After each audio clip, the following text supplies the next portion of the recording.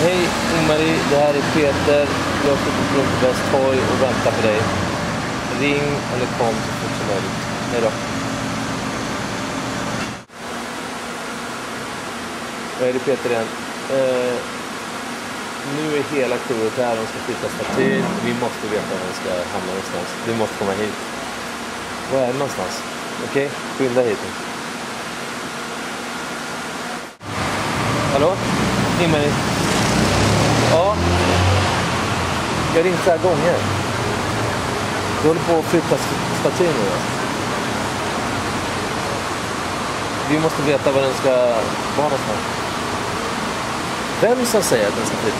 Det är du som har bestämt. Det är du som säger att du vill flytta den.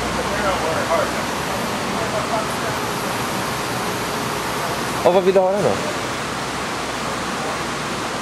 Lite åt höger. Okej, lite åt höger.